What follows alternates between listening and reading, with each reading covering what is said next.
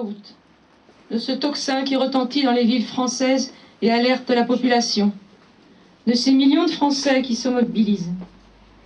Nous nous souvenons avec respect et émotion de cette année du 22 août 1914 qui dévoile l'horreur effroyable de la guerre, de ces 27 000 jeunes Français qui meurent au combat ce jour-là. Nous nous souvenons de ce 12 septembre 1914, de ce sursaut français qui redonne foi en nos combattants et en la France. Mais il nous appartient surtout aujourd'hui à tous, à toutes et à tous, de nous souvenir de ce 11 novembre 1918, de cette paix que chacun de nos citoyens croyait alors éternelle. Du courage de nos soldats, de la volonté de notre pays, des souffrances partagées, des Français durant 4 années, de la force de la République qui jamais ne plia et du triomphe de ses valeurs, de nos soldats tombés ces dernières années sur les théâtres d'opérations extérieures pour perpétuer l'héritage de leurs aînés. Depuis 1 an, le centenaire de la Grande Guerre mêle intimement mémoire familiale et mémoire nationale. Il est vécu dans chaque commune, chaque famille, chaque foyer. Il rassemble l'État, les collectivités territoriales et les associations. Malgré le temps qui passe et nous éloigne d'1 siècle que cette guerre a ouvert, le centenaire mobilise des anciens combattants, les jeunes et au-delà de tout citoyen de notre pays autour de cette histoire. Il témoigne de la réalité de la guerre, de sa brutalité, de son humanité aussi parfois, de son caractère mondial enfin. en particulier ce jour à Notre-Dame de Lorette, à travers l'inauguration d'un mémorial où sont inscrits par ordre alphabétique les noms de près de 600 000 combattants de toutes nationalités morts sur les terres du nord du Pas-de-Calais.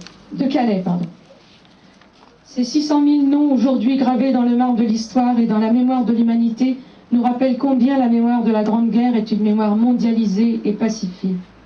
Aussi, cette journée du 11 novembre est dédiée à la fraternité entre les peuples et à la paix.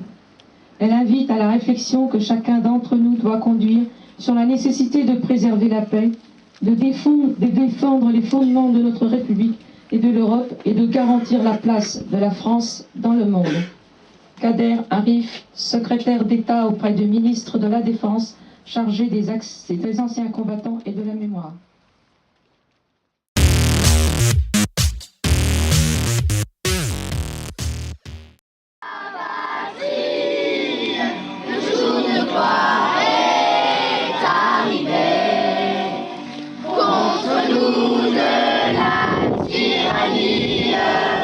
L'étendard sanglant élevé, l'étendard sanglant élevé.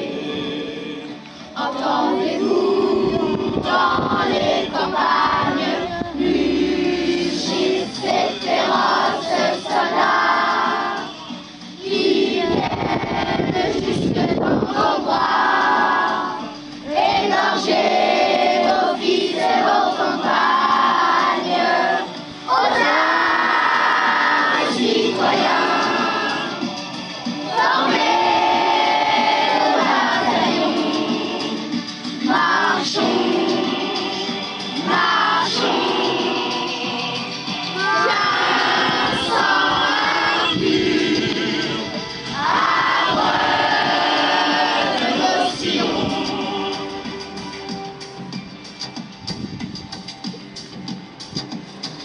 Nous entrerons